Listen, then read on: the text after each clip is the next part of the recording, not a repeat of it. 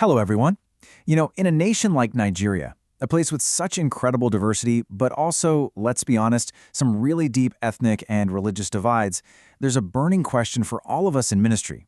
How is the church actually supposed to be a body of unity? Now, this isn't just some academic thought experiment. It's right at the heart of our daily work. So today, we're going to dive into a really powerful framework for this very challenge, coming from Miroslav Volf's incredible book, Exclusion and Embrace. Let's just start with a hard truth, shall we? Theologian H. Richard Niebuhr pointed out this tragic irony that sits right at the center of the church.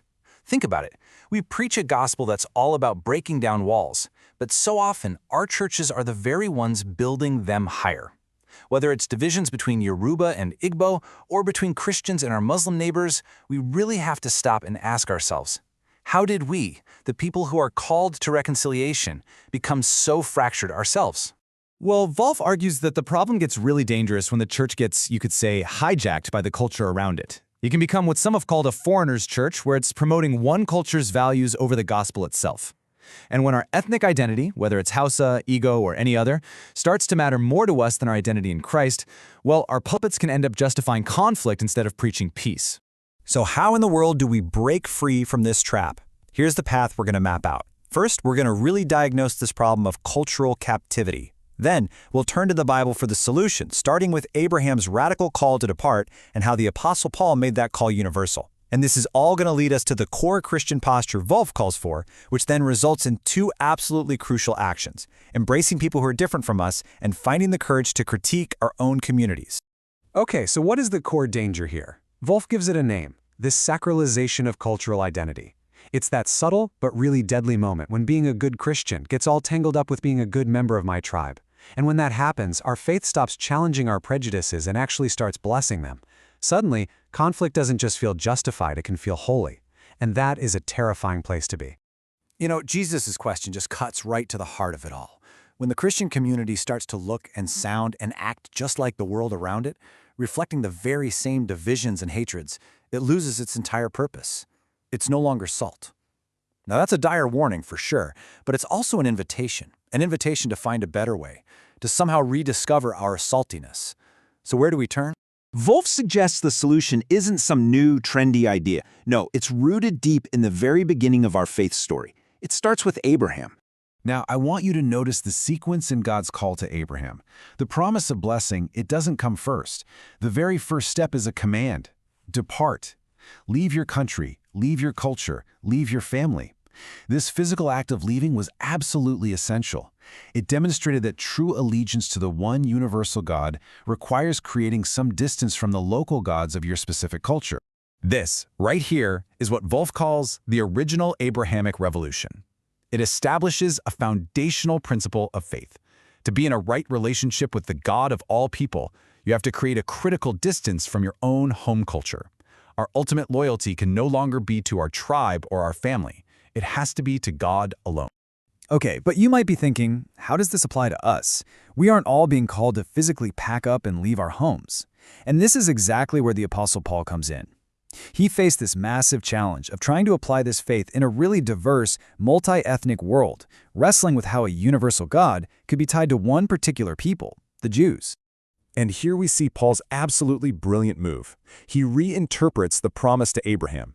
Over in Romans chapter 4, he points out that the promise isn't just about inheriting a specific piece of land, it's about inheriting the world. That one little word change throws the doors of faith wide open to everyone, creating a truly global family. So how does Paul pull this off? Well, he argues that things like the Torah or your family tree, they no longer define who's in and who's out. Access to God isn't about your heritage anymore, it's about faith in Christ, the true seed of Abraham. And what this means is that everyone from every single tribe and nation is welcomed on the exact same terms. It becomes a way to depart from cultural superiority without ever having to leave your home. And all of this leads us to the absolute heart of Volf's argument: a new posture for every single Christian, one that holds two ideas in a perfect, dynamic tension: distance and belonging. He calls this posture distance and belonging. Just picture it. It means we're called to be fully engaged in our own culture, to really belong to it, but to always have one foot planted firmly outside of it in our ultimate allegiance to the God of all cultures. You could say we are insiders, but with an outsider's perspective. And let me tell you, maintaining this tension is absolutely critical. Wolf warns us about two major errors. On one hand, you have belonging without distance.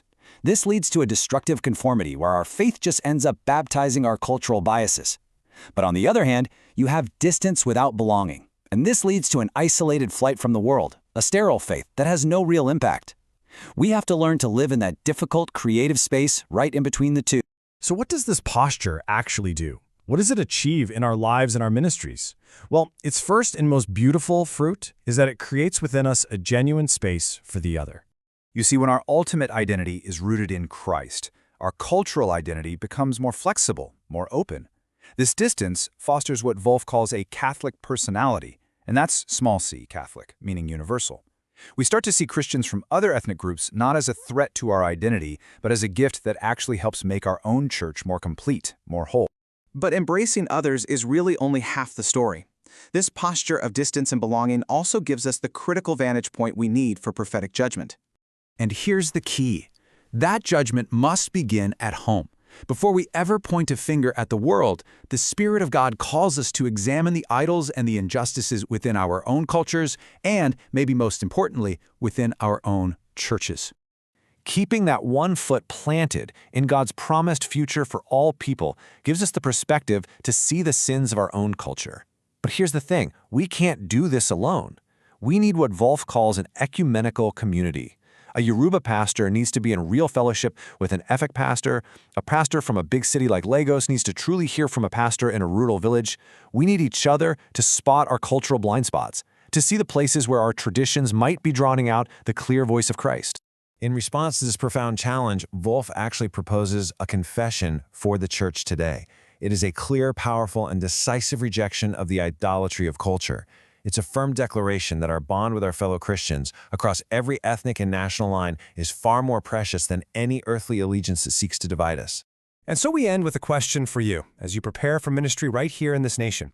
How can this powerful posture of distance and belonging shape your preaching, your leadership, your life? In a nation that is wrestling every single day with ethnic tension, how will you practice this? Will your church be just another place where culture trumps Christ, or will it be a true outpost of God's reconciliation? That, my friends, is the challenge before us today.